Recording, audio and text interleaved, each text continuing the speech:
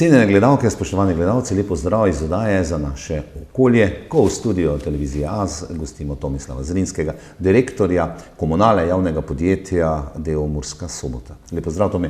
Lepo zdrav tudi vam. Seveda z namenom, da govorimo, bližajo se poletni dnevi vroči, čeprav smo bili že v juniju za marsikaj prikrajšani, bomo rekla, zaradi vremena, vremenskih neprilik, sedaj pa so priložnosti, pričenjajo se počitnice srednješolcev, osnovnošolcev, odprli ste seveda kopališče, poletno kopališče v Murski Soboti, ki je sodi med lepša v Sloveniji, to bova že rekla, pa celo najlepša, boste verjetno dejali. In seveda vsako leto tudi neka noviteta, nekaj novega dodate v infrastrukturo, tudi letos je temu tako. Ja, torej kopališče smo odprli že prejšnji teden, v ponedeljek 12. Kljub temu, da še nekako takrat vreme ni bilo prav poletno. Lahko povem, da kakšne 3-4 tedne nazaj je še bila skoraj kurilna sezona. Te prehodi so v zadnjem času kar hitri, skoraj iz zime, poletje. Ampak imeli smo mi kopališče že pripravljeno tudi prej, ampak glede na vreme nismo odpirali.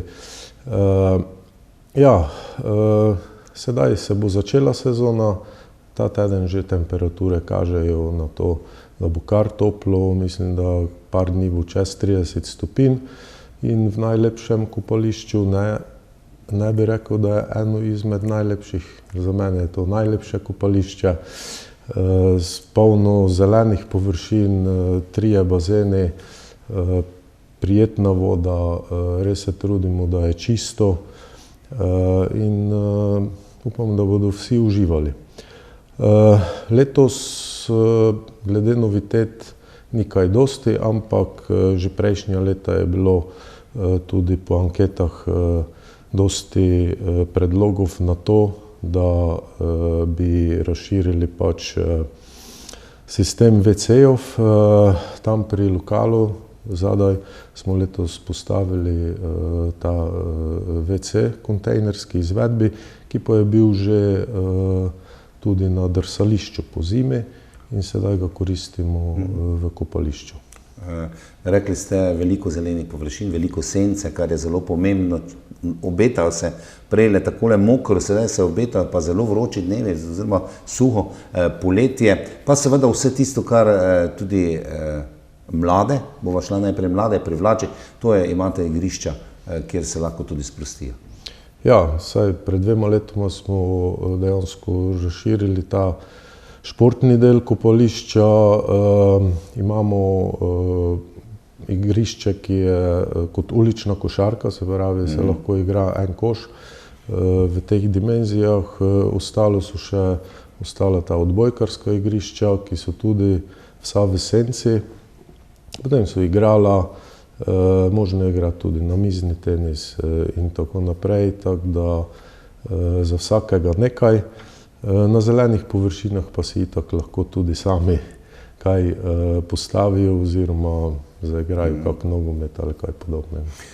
Garderobe, vse to, kar spremljam, nekaj ste povedali že o sanitarijah, garderobe, dovolj število kapacitet, da se tudi lahko ljudje sproščeno preoblečejo. Ja, seveda, kapacitete so kar, kopališče lahko sprejme čez 1000 ljudi dnevno, okrog 1300 glede na vodne površine, tako da vse te kapacitete zadostujejo tudi za tako število. Rekli ste gostinski objekt, ki verjetno ponuja zraven seveda pijače, ki jo iščemo v teh poletnih mesecih, verjetno tudi kaj za hrano? Tudi letos smo malenkost spremenili ponudbo, se pravi, dodali smo ene vrste toplih sendvičev, pico in tako naprej. Smo pa ukinuli nekatere stvari, ki se dalj časa delajo, saj konec koncev ni to restauracija. Bile so pripombe, sicer da nimamo, ne vem, čevapčičev, hamburgerja, ampak priprava teh je kar zahtevna, če hočeš doseči nek kvaliteten nivo. in smo se odločili za ene vrste bolj enostavni fast food in mislim, da se kljub temu lahko obiskovalci okrepčajo. Sedaj gremo k tistemu glavnemu, zaradi česar hodimo na kopališče, zaradi kopanja, bazeni, rekli ste 3 plus otroški. Plus otroški. Površine velike in tudi tako za plavalce kot za neplavalce dovolj prostora. Ja, jaz mislim, da je vsega dovolj, se pravi olimpijski bazen, potem mi mu rečemo stari bazen, ta srednji in pa toboganski bazen, pa za najmlajše tisti plitki bazen, kjer lahko pač čofutajo in teh površin je, kot sem že prej omenil, za tak obisk prek 1000 kopalcev tudi primeren. Tako da tudi vsak dan čistimo bazene. Voda je res prijetna, temperiramo jo nekje na 24 do 25 stopinj in mislim, da glede na temperature zunanje, če ni prevroče, tudi se lahko v bazenu konec koncev malo ugreješ. Seveda k bazenu vsemu sodi, ker ste upravljalec letnega kopališča, najprej seveda varnost. To so tako predpisi, ki jih narekujejo tisti, ki sploh lahko kopališče odprete. Se pravi, gre za tiste, ki pazijo na varnost, na tako imenovane mojstre oziroma reševalce, kar zahtevne naloge. Nekje sem bral, da določena kopališča v tujini, v Nemčiji, celo zapirajo s tem, ker nimajo kadra. Kako je pravzaprav s tem kadrom, ki skrbi za varnost na kopališčih? Ja, to je res. Slovenija ni v tem izjema. Reševalcev iz vode je problem dobiti. Mi imamo tukaj sklenjeno pogodbo z zunanjim izvajalcem, saj reševalcev iz vode znotraj podjetja nimamo. Na to površino, ki jo upravljamo, se pravi na te bazene, imamo vedno 2 reševalca iz vode. To je obvezno in ona 2 skrbita za to, da je vse varno. Je pa tudi to, da kopalci lahko pazijo tudi drug na drugega in potem, če to funkcionira, je na bazenu zelo prijetno.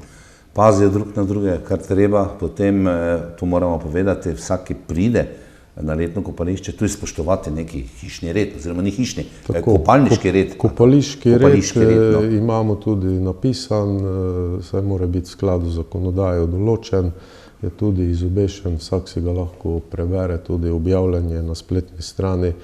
Tako da, če se vsi tega držijo, potem reševalci iz vode nimajo skoraj dela. Ne bova govorila o kakšnih težjih rečeh, pa vendar, kakšna lažja poškodba, odrgnina, to skrbite na samem kopališču, bržkone, prva pomoč. V drugem ne bova govorila, se pravi, kakšna odrgnina, mogoče kakšna buška, to potem poskrbijo vaši. Ja, to pač v tistem veselju, predvsem otroci in tako naprej. Ko so veseli, se seveda kaj zgodi, ampak do sedaj, kar jaz to spremljam, ni bilo večjih poškodb. Žal, tema, ki ni priljubljena, ampak smo ji priča vsak dan.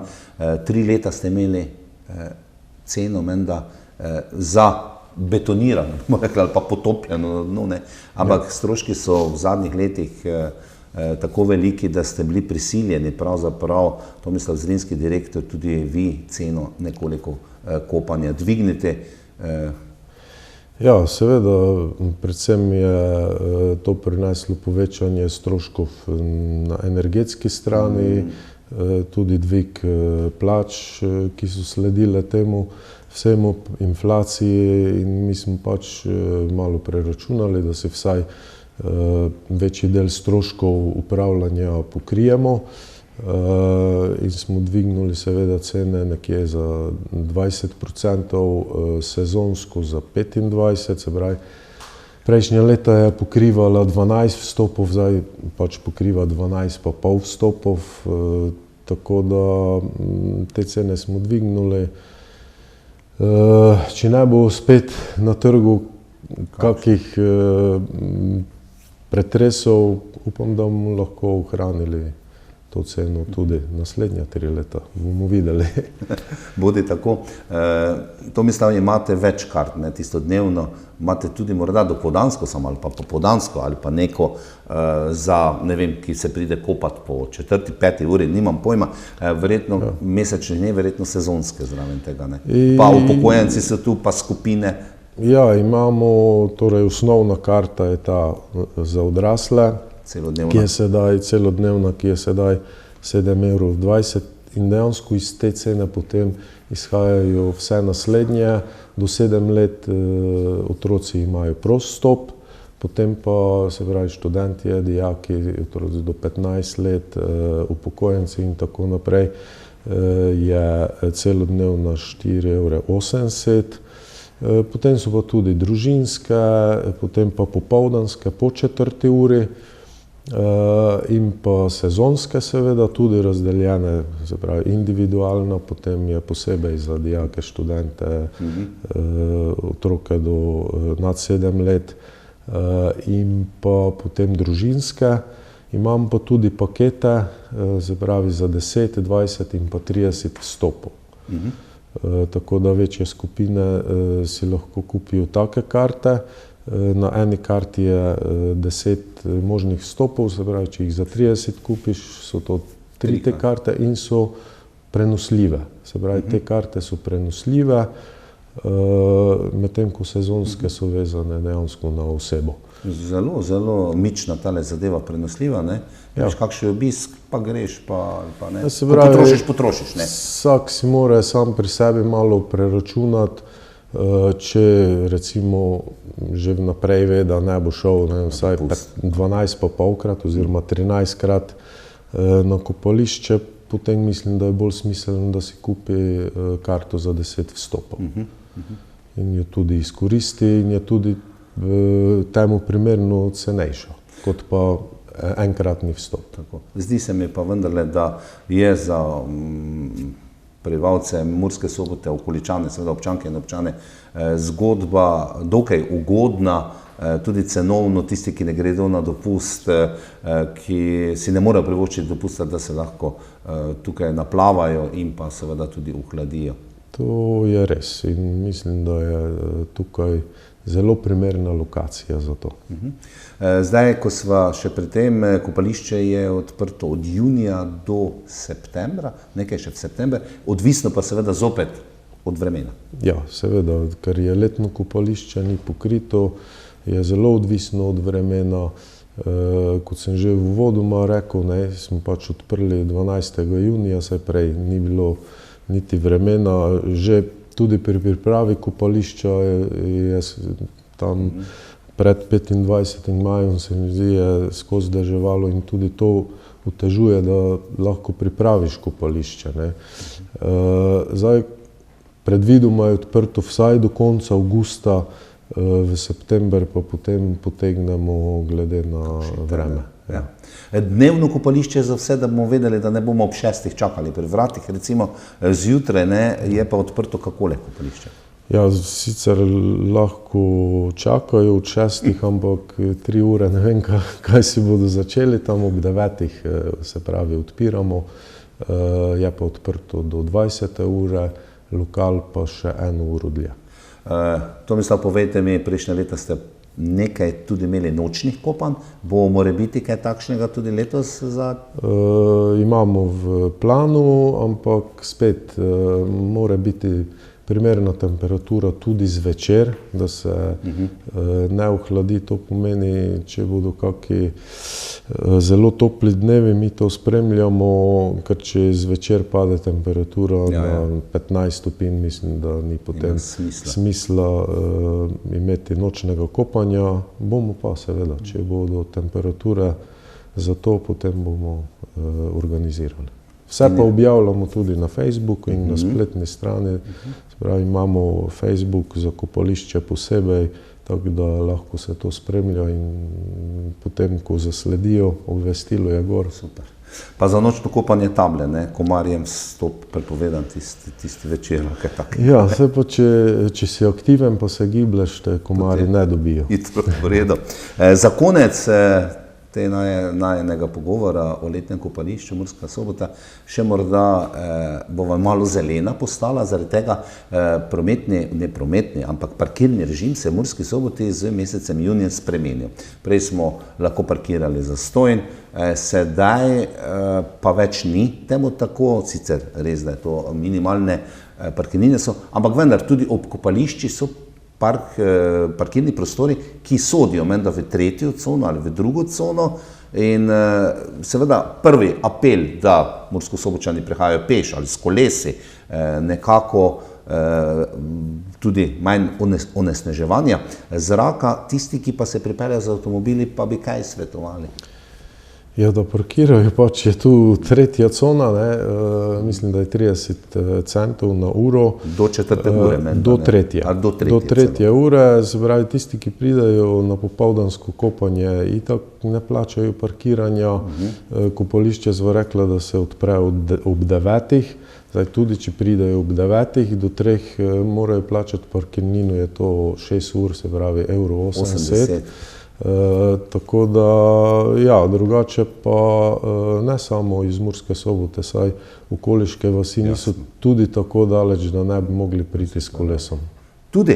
Ali pa, če kdo koga pripelje. Za kolesa dovolj prostora, da jih lahko... Za kolesa je dovolj prostora, seveda. Kaj? Sledi povabilo, ne? Ja, seveda. Že danes bo vroče, naslednje dni, tako da vabljeni na najlepše kopališče v Sloveniji. Ste slišali, cenjene gledalke in gledalci, najlepše kopališče vas čaka v Murski Soboti, letno kopališče. Oskrbnik je Komunala, javno podjetje, del Murska Sobota. In bodite del hladne, čudovite, razvedrilnega prostora in v debeli senci, bomo rekla, ne, vas pričakujejo seveda vsi, ki skrbijo za to kopališče.